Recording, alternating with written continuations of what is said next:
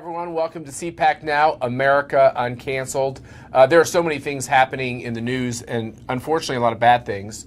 And one of the reasons, one of our reactions to all this news is we've created a new fund, which you're aware of. It's called the First Amendment Fund. It's a function of our great work on justice reform. And the purpose of this fund, which you can find out more information about on our website, is to run to the aid of all these victims of cancel culture. Right. We have parents that are being called domestic terrorists and getting arrested. We have people who are losing their jobs because of their healthcare choices, like whether or not they want one vaccine, two vaccines, three vaccines, zero vaccines, whatever. The people are being told that they can't function in society. We have countries around the globe that are starting to lock those people into their homes. The unvaccinated people. It's insanity. That's right. We have all of these victims of cancel culture, including those people whose lives are being destroyed online, being destroyed in the workplace as more and more CEOs seem to be woke CEOs. And it all starts around this idea that Trump supporters are insurrectionists. And Trump supporters are trying to destroy America, when it's the opposite. Trump supporters are trying to defend America. That's right. Against the radicalism of this socialist party and socialism in the country. And we're going to have Doug Collins on the show to talk about that. He's a veteran of all of the impeachment wars and everything else, and he's got a great new podcast, which we were on. We are. We'll put the link up to make sure you all can listen to that. You know, I love the podcast because it gives us an opportunity to really dig deep into what's happening. And then Doug loves to ask us very personal questions, which of course awkward questions. But we handled it, I thought, pretty well. You know, it's like those romantic moments that we have to talk about, which is always kind of strange. But it was a blast being on with Doug Collins. He came out with a new book, so we'll be talking to him about that. And what's going to happen tomorrow? We were having this joke that we can't even keep our schedule straight because it's so insane. But tomorrow, we've got Congressman Jim Banks. He's chairman of the Republican Study Committee. He'll be on the show. We're going to talk about this January 6th committee that's happening. As you know, it's a big witch hunt trying to destroy a lot of people's lives, you know, and obviously their ultimate goal is to try to get President Trump. And Jim Banks was supposed to be the ranking Republican on this committee. But Nancy Pelosi, for the first time in congressional history, did not allow Kevin McCarthy, the Republican leader, to pick the Republicans on the 1-6 commission because she said basically they're insurrectionists too. Right. So she picked Liz Cheney and Adam Kinzinger. Liz Cheney was officially kicked out of the Republican Party last night by the Wyoming Republican Party. Right. And Adam Kinzinger is not running for re-election because he might get less than 0% if he actually ran. Yeah, I mean, it's going to be interesting to see what happens in the midterms when the Republicans win the majority of the House. That's going to really, I think, substantially change what we're seeing in terms of. You know, I'm curious to see, Matt, what are the Republicans going to do? Are they going to sue the Democrats? Or what action do you believe could possibly happen? I think, that's one of the things I want to talk to Jim Banks about, which is I think he should be suing Nancy Pelosi and the Democrats in the House for the fact that, he's got a voting card. He's got a role to play as a duly elected member of Congress. Who are the undemocratic ones in this process? Are it the Republicans or is it the Democrats who are telling duly elected members of the House of Representatives, basically, you have no rights here? We know that they took away the committees from Marjorie Taylor Greene. They might do the same thing with Paul Gosar. They've essentially done it to Jim Banks. How come we're letting them get away with this? No, and it's got to stop. And one of these things that the Democrats do effectively is it's the constant witch hunt. It's the constant going after even young event staffers, giving them subpoenas, scaring them, having them spend thousands of dollars in legal bills. And that's why we ended up one of the reasons why we ended up setting up the First Amendment Fund. But Matt, I want to talk about the news of the day. There's obviously new poll numbers that have come out. It was the ABC Washington Post poll numbers. And as you know, they're going to try to be a little favorable towards sweet, sleepy Joe. But actually what we're seeing is that Americans are pessimistic about what's happening with the economy. They're seeing the fact that prices are rising. We've seen inflation at the highest that we've seen in 30 years. So literally it said that 70% of Americans in this poll, they viewed the economy negatively. That's quite a shift because let's remember, Biden just passed the Build Back Better infrastructure package. And then you also got the fact that you're seeing that his overall approval rating stands at only 41%. We've seen polls where it's down in the 30s in terms of the approval number. 53% disapprove of the job that Biden is doing. When it looks at the economy, 55% disapprove of the job that Joe Biden is doing on the economy. Even on COVID, you're seeing these numbers really, really tumble for Joe Biden. Matt, what do you think is causing this? And I mean, how impactful is this for the midterm elections? Yeah, so you saw Barack Obama and Bill Clinton get pummeled in their first off-year election. That was 2 years into their first term.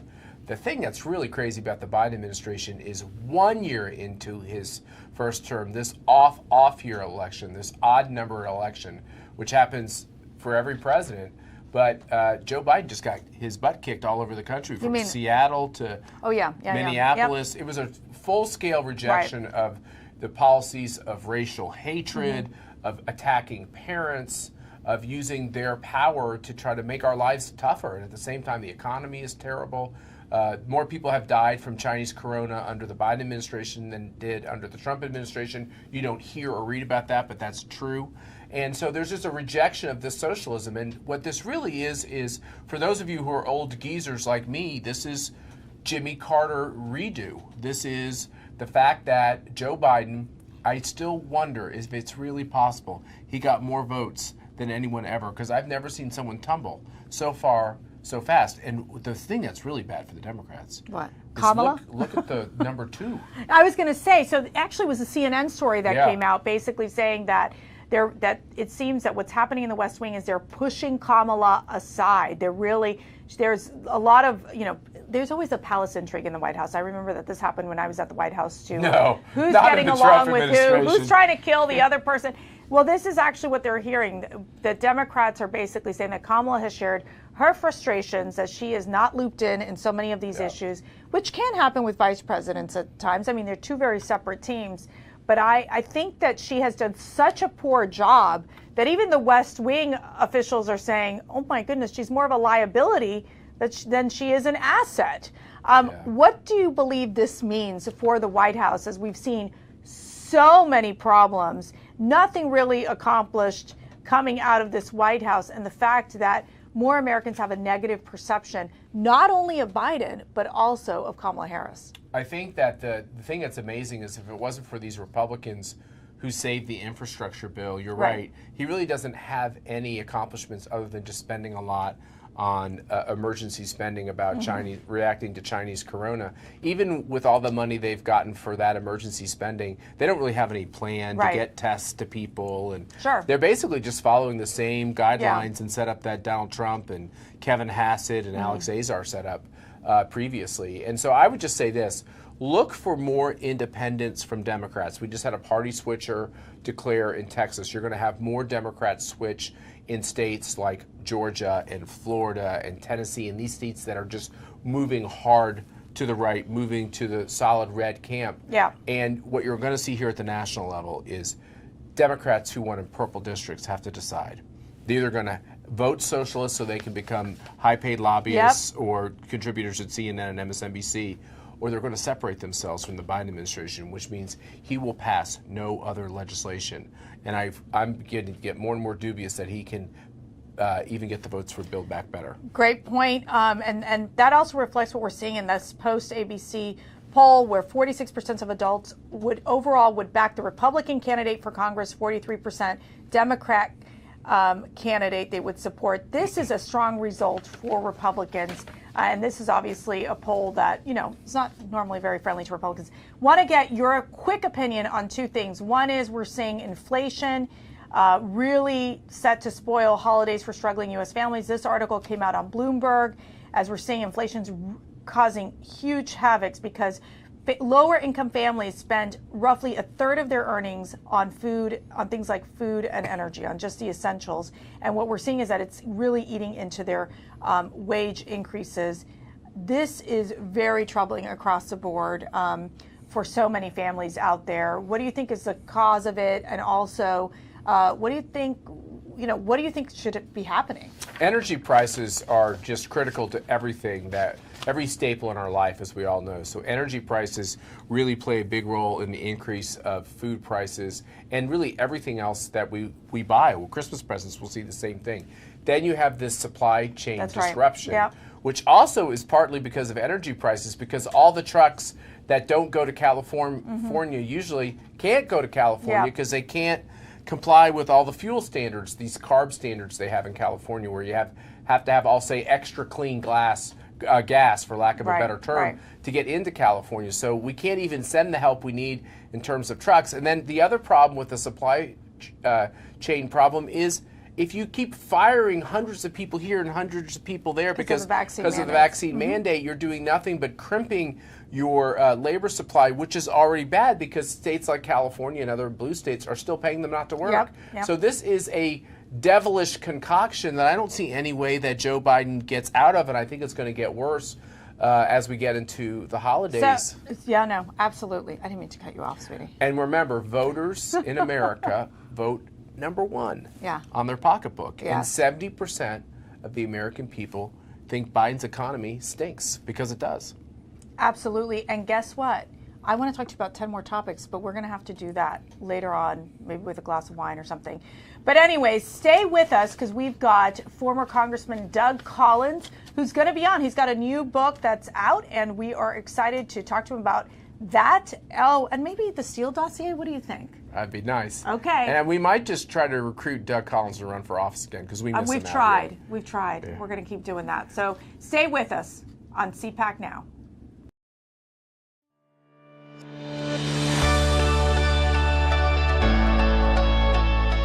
Hey everyone, this is Matt Schlapp with CPAC, and it's my privilege to tell you that we've got a very important project that we've just announced, the First Amendment Fund. It's a brand new fund that we've created through our criminal justice reform efforts to raise money to take care of you, Americans who are being canceled and desecrated out there around the country. We know it just happened in Virginia, where parents were called domestic terrorists by the Biden administration, where people who just want to express their political views are canceled left and right. Now we have this terrible specter of a vaccine mandate where you can lose your job or be prevented from going to a restaurant or go to school according to your vaccination status. These are all the things that are happening in this country that are making people realize that America is in a fight to defend the principles that have made her great. If you want to be involved in this important effort, please go to conservative.org, click the link for the First Amendment Fund.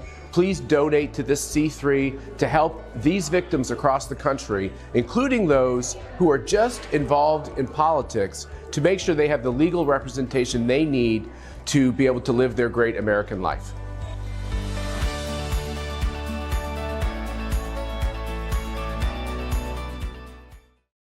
Welcome back to America Uncanceled, and we've got a great guest with us today. We actually were on his podcast last week, and we had a great time, so we thought, why not bring on former Congressman from Georgia, Doug Collins. Doug, it's great to see you. It's great to see you guys as well. It's been a good time. Been a long time no see. I know, and I was telling Matt, like, it felt so personal. We had all these like very personal conversations on the podcast. Didn't you think so, Matt? Yeah, it was great. We didn't know where you were going with it, Doug, and we are putting the podcast all over social media as we speak. So we'll see what others think, right? Exactly. Well, as I said, you're the first family of conservative, fighters. So, I mean, it was real fun. But I think that's what people need to see. Conservatives are the ones who actually care about people. Why? Because we actually have real lives and real concerns in our life, and y'all exemplify that. Well, you're the same way. You and your beautiful family, your wife, it's, you go into this life of public service for some time, and now you're out speaking on issues that really matter, I think, for our nation and for your state. And you also have come out with a new book, The Clock and the Calendar. And this is like your front row seat to history when it came to the impeachment of the President Donald Trump. Tell us a little bit about the book and what was your impression, as you were one of the fighters, I think, during that, definitely during that time where there was this Russian hoax and this witch hunt by the Democrats. Well, thanks and thanks for having that, because today is we put that out today. The book is out, and really what I wanted to do is I knew that there were going to be a lot of the mainstream reporters and liberal reporters who were going to write about it, and they would always give they were going to give a perception. It was probably definitely a liberal slant, definitely a Democrat slant. I wanted to do a little different. I wanted to give the person out there who was watching it somebody who was there front row, front and center, sitting next to Jerry Nadler, eyes on, and say, this is what I experienced. So they're going to get more than just the hearings. They're going to get more than just Mueller. They're going to get more than just the sham impeachment and Chicken Adam Schiff, who would never even testify about his own report. They're going to see, how I came to be the ranking member, how we went through that process, internally. And I take it all the way back and started really with the understanding that the impeachment started really the night Donald Trump was won in 2016. I say tears in Brooklyn started the appearance, but it also starts with the Russian hoax, which now is unraveling. So I also like to say this book is, yep, we got it right. Here, read about it. Bother you that all these reporters got Pulitzer Prizes for trying to create this mysterious aura around the Trump relationship with Russia, and no reporters have really apologized for wasting millions of dollars of taxpayer money in 2.5 years of media? It does. It bothers me a great deal. I mean, if they got the Pulitzer for fiction, that'd been one thing, but they got this in for nonfiction. And what bothered me the most about it, and I used to do scrums, with reporters, and every time I would bring this up, or we released, I was the one, remember, who released all the transcripts, and these reporters would come up to me with this sort of condescending look, like, are you really still worrying about this? This has, we've sort of proven this. It was sort of their wording. And I kept saying, no, you're not seeing what we're seeing. And it was frustrating to see that happen. And it was interesting that Washington Post, as early as last week, were starting to reframe some of their stories, but I still never saw an apology. Nels never said, hey, we got this wrong. The last 3 or 4 years of journalism is going to be, and I think coming up in journalism school is going to be the textbook, how you don't do journalism. No kidding. Tell us the background behind the name of the book, the clock and the calendar. The clock and the calendar came from basically what became a theme that I had during the impeachment process. The Democrats had nothing to impeach Donald Trump on. Mueller investigation fell flat. We talk about that in the book. In fact, we went into August, and I thought Jerry Nadler was just in depression mode. His whole staff, they put everything on Mueller, and Mueller was a flop. Little did we know Adam Schiff was working with what would become known as the whistleblower. But what happened when we get back in September, they realized the end of the year, they have to do something. And so thus became the clock and the calendar. They were up against a clock and a calendar to get it done. I talked about it in my speeches, and that's exactly what they did. So they bypassed every rule, everything to get it done. And that's the other underlying part of this book. I make a big point of saying that what happened was not just a problem of trying to get Donald Trump. It was willingness to trash the rules and the decorum of the House to get what you want. And we're still seeing that problem today. We are. We have this 1-6 committee where, for the first time in congressional history, I have not found any other historic example where the minority leader isn't allowed to choose which Republicans get on the committee. It's Nancy Pelosi who picked the Republicans on committee in order to slime and smear every Trump supporter as an insurrectionist. It is, and I think that's something that is going to come back in the end. I think to really delegitimize a lot of what's happening here. If Congress wanted to study the 1-6 issue, then do it like we do every other committee. Like you said, you had participation from minority and the majority, and go at it. The other thing here, though, that is very concerning to me is that what we're seeing now with the Biden administration, they have a Department of Justice that has moved to basically what I believe is the enforcer or the political arm of the White House. Because, I mean, what we saw in the last few months, you saw a letter that took 4 days. Both of you have been in administrations before. Have you ever seen a letter from a lobbying group? And I'll just use that as, and that's not a pejorative, it's just a term, that a group that represents national school boards send a letter, 4 days later, get not only a response, but a directive from the Attorney General unleashing them on parents. And then when the committee sends over a contempt from the House, they take it straight to the indictment. My question is, if you're going to get to this to happen, then you're going to have a Department of Justice that only enforces congressional subpoenas when they're of their party.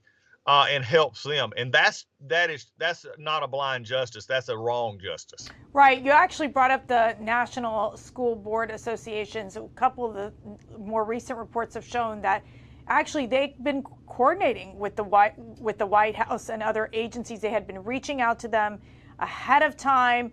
I mean, how out of touch is this White House, is this administration when it comes to the outcry of so many parents who are tired of the leftist indoctrination of our children on issues such as critical race theory and gender confusion? I think they're tone deaf is too easy a word. I think they're just deaf. And then you have because you listen to what they say, they don't seem to get it. They blame. The most amazing thing for me, and someone who's been in politics and on Capitol Hill for a long time, you're blaming the loss in Virginia on not being able to pass more pork spending and more social spending. That is not what happened. Number one, you had a terrible candidate. McAuliffe was awful. He's an old Clinton Democrat. Number two, though, is exactly what you said. Parents were tired of it. They were tired of being spoke down to. Other people were just tired of an administration that said, you're not listening to what we're saying.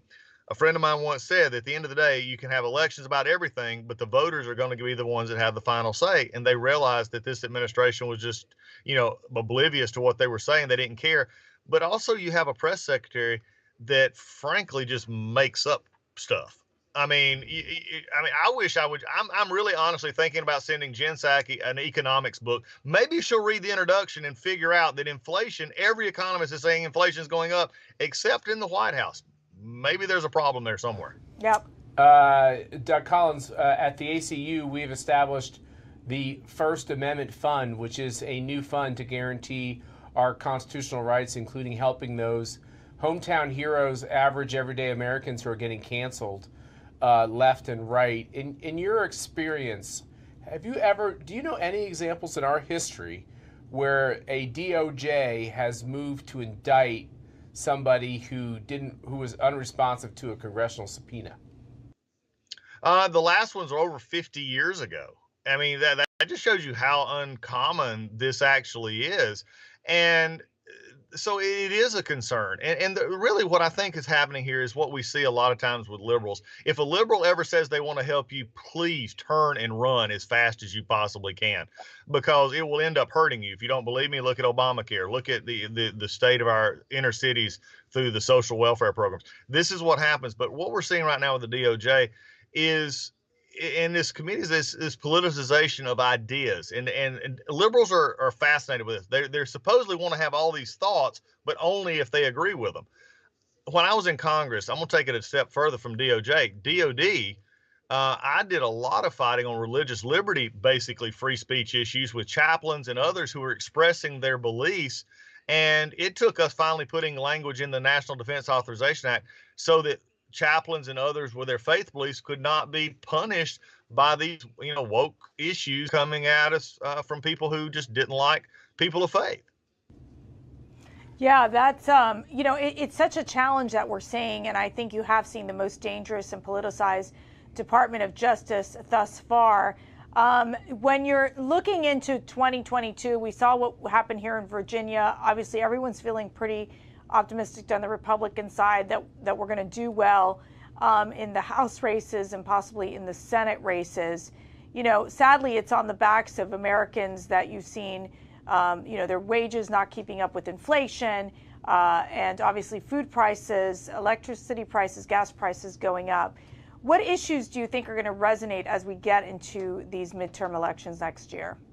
I think you just hit it there, Mercy. I think that's the one thing to look at. The one thing that you do not ever want to have if you're an incumbent, especially in a group or a party, is you don't want to have gas prices and grocery prices going up at a rapid rate.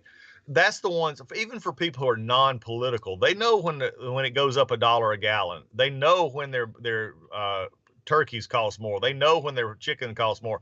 They see that regularly. And so they'll immediately associate it with, what they see coming out of the White House. But this or the national political scene. But I think also there's going to be one other issue that's going to come back. And I think it was the thing that precipitated the fall in the polls of Joe Biden. I mean, 41% with ABC. I mean, they couldn't, that's amazing to me that they'd even let that come out.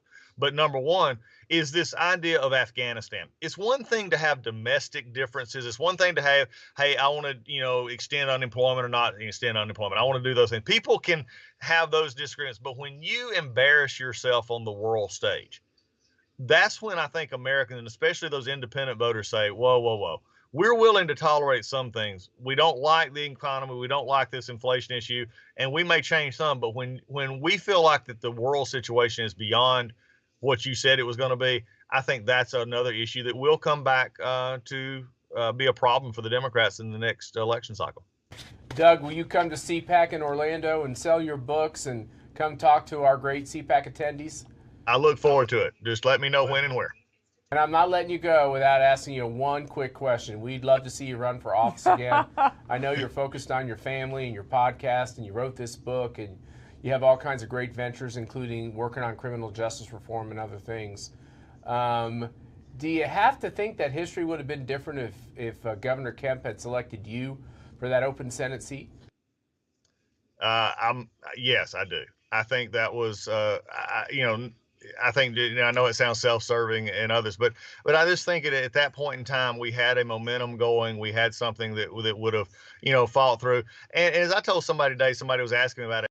I didn't even get the opportunity to have a primary. The governor even took that away because he was so determined to have his pick, who was a candidate that we knew couldn't win, and they didn't win. And so, yeah, I think it could have been different, but, we'll never say never. We'll see where the future may God has a plan, but you know that Matt Schlapp is lobbying God to make sure you run again. That's right. So don't forget to pick up Doug Collins' book, The Clock and the Calendar. We're really excited to get through it and get your inside look as to what happened during this impeachment process. Doug, we'll see you at CPAC. Get ready, guys. It's coming up February 24th through the 27th. Go to conservative.org to get your tickets. We'd love to see you in sunny Florida. Thanks so much. I still need you all in this fight. You got to keep the pressure on. Hold your elected officials in the Biden administration to account.